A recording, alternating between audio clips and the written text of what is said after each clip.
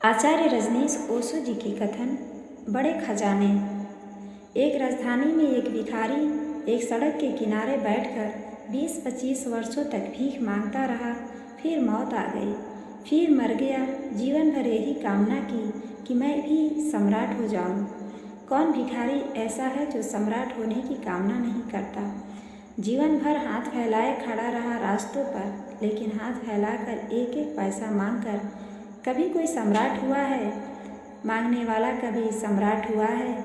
मांगने की आदत जितनी बढ़ती है उतना ही बड़ा भिखारी हो जाता है। सम्राट कैसे हो जाएगा?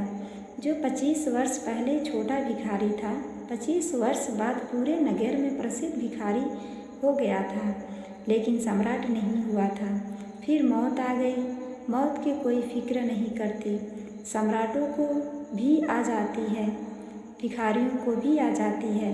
और सच्चाई शायद यही है कि सम्राट थोड़े बड़े भिखारी होते हैं, भिखारी जरा छोटे सम्राट होते हैं। और क्या फ़र्क होता होगा? वह मर गया भिखारी तो गांव के लोगों ने उसकी लाश को उठाकर फिकवा दिया।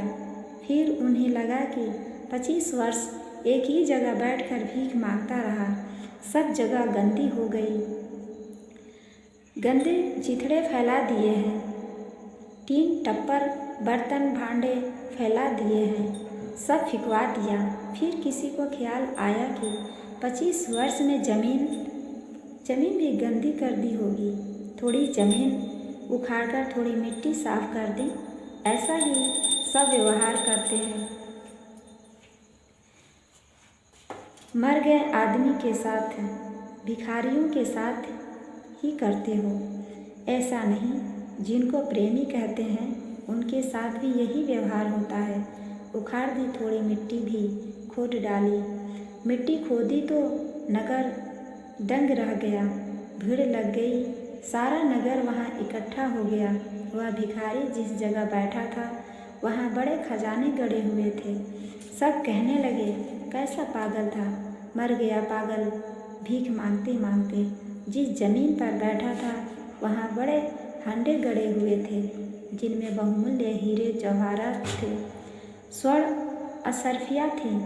वह सम्राट हो सकता था, लेकिन उसने वह जमीन न खोदी जिस पर वह बैठा हुआ था। वह उन लोगों की तरफ हाथ पसारे रहा जो खुद ही भिखारी थे, जो खुद ही दूसरों से मांग कर ला रहे थे।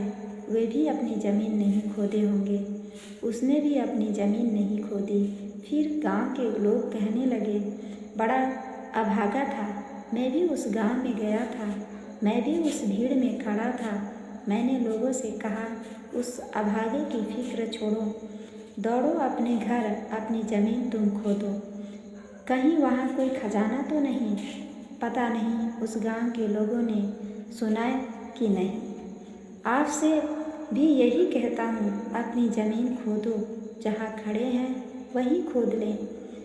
मैं कहता हूँ वहाँ खजाना हमेशा है, लेकिन हम सब भिखारी हैं और कहीं मांग रहे हैं।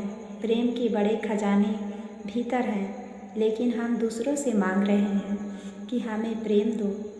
पत्नी पति से मांग रही है, मित्र से मांग रहा है कि हमें प्रेम दो।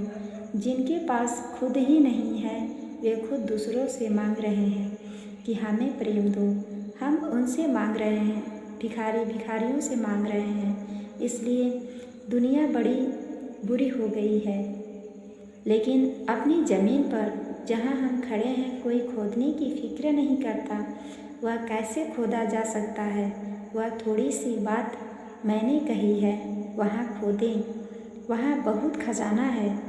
और प्रेम का खजाना खोदते खोदते ही एक दिन आदमी परमात्मा के खजाने तक पहुँच जाता है।